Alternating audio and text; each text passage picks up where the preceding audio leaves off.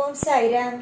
என் அன்பு செல்லமே, அழகான தங்கமே, வாழ்க்கையில் அதிகமாகவே நிறைய விஷயத்தை இழந்து விட்டாய். ஒவ்வொரு விஷயத்தையும் இழக்கும்போது நீ என்னிடம் கேட்கும் ஒரே ஒரு விஷயம், நான் இழக்கும் வரைக்கும் எல்லா விஷயத்தையும் பார்த்து கொண்டு இருப்பதுதான் உன்னுடைய வேலையா சாயி? இவள் கஷ்டப்பட்டுதானே எல்லாத்தையும் சேர்த்தாள், இவ்வளவையும் இழக்க வைக்கிறோமே என்று நீ எப்பொழுதாவது பாவப்பட்டிருக்கியா சாயி என்றுதான் எப்பையும் என்னை பார்க்கும் போதெல்லாம் நீ கேட்கும் ஒரே ஒரு கேள்வி. அம்மா, வாழ்க்கை எப்பொழுதும் ஒரே ஒரு விஷயத்தை மட்டும் உனக்கு என்னைக்கும் சொல்லிக் கொடுக்கும். இந்த உலகத்தில் எப்பொழுதும் எந்த ஒரு விஷயமும் நிரந்தரமில்லாத ஒன்று. நீ எப்பயும் என்னை கேட்பாய், நான் கஷ்டப்பட்டு உழைச்சேன், கஷ்டப்பட்டு எல்லா விஷயத்தையும் சேர்த்தேன், ஆனா இப்போ எல்லா விஷயத்துக்கும் கஷ்டப்பட்டுட்டே இருக்கேன். நீ கஷ்டப்படுற ஒவ்வொன்றும் நிச்சயமா உன்னை விட்டு போயிட்டுன்னு நீ நினைக்கிறியா? கிடையாது. உன்னை விட்டு நீ செய்யற ஒவ்வொன்றும் உன்னை விட்டு போகவே இல்லை. எல்லாமே உனக்கு திரும்ப கிடைக்கத்தான் போகுது. நாளுக்கு நாள் உன்னுடைய சந்தோஷம் கூட தான் போகுது. நீ நினைக்கலாம் இது எல்லாமே வெறும் பேச்சுதான் சாயி, ஆனா வாழ்க்கையில எந்த ஒரு நிமிஷமும் எனக்கு சாதகமா நடக்கல. எல்லாமே எனக்கு அப்படியே எதிராகவே நடக்குது.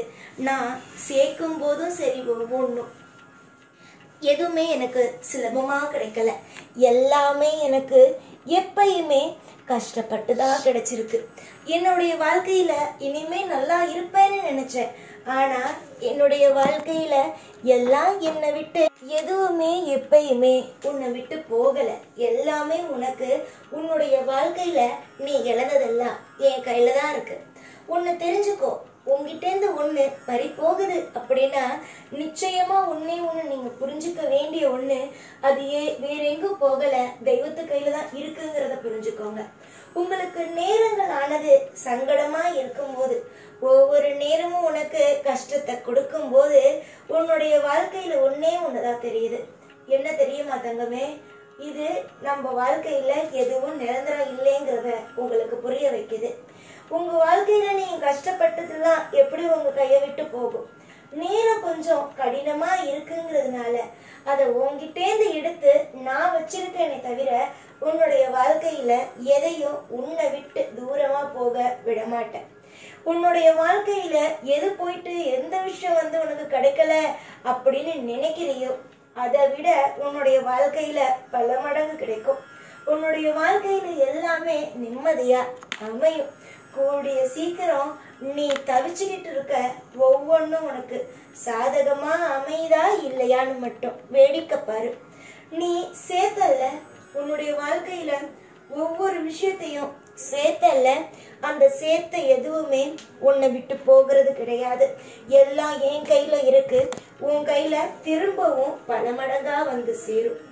ஏற்கனவே நீ பட்ட அனைத்து விதமான காயமும் அனைத்து விதமான மன வேதனையும் அடங்கும் அளவுக்கு கண்டிப்பா உனக்கு இன்பம் அப்படிங்கிற ஒண்ணு கண்டிப்பாவே கிடைக்கும். கண்டிப்பா உன்னுடைய வாழ்க்கையில நீ நினைக்கிறத விட நீ இழந்ததை விட உனக்கு பல மடங்கு திரும்பவும் உனக்கு எல்லாமே அற்புதமாகவும் கிடைக்கும்.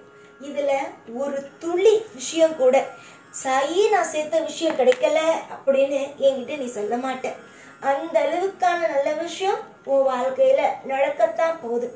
நிறைய நாள் வாழ்க்கையில நிறைய விஷயத்தை இழந்துட்டல்லம்மா.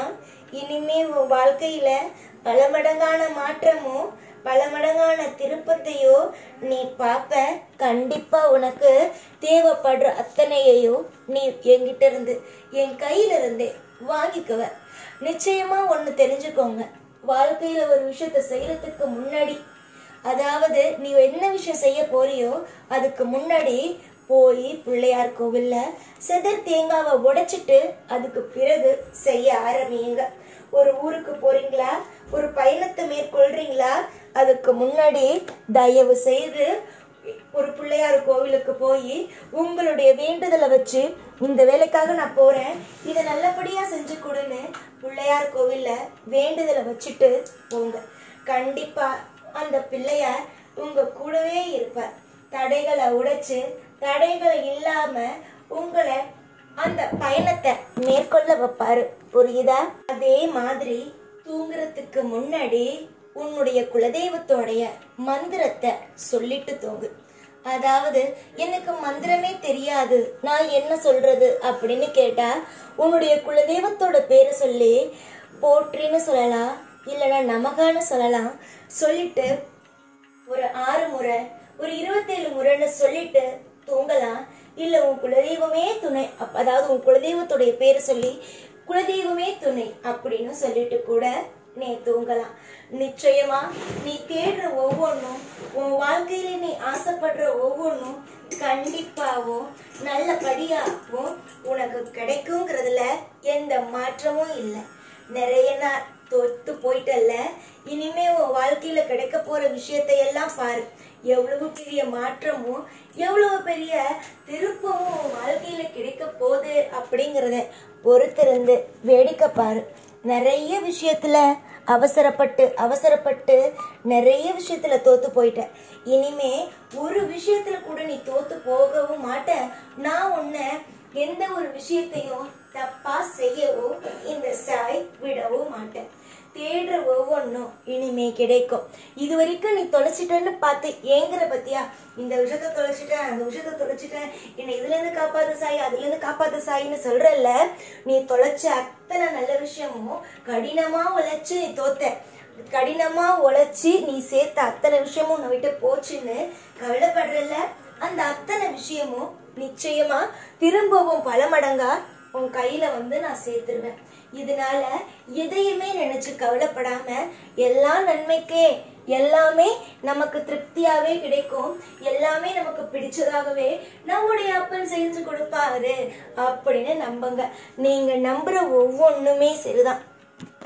உங்க வாழ்க்கையில உங்களை மிகப்பெரிய ஒரு இடத்துக்கு உங்களை போய் உட்கார வைக்கும்.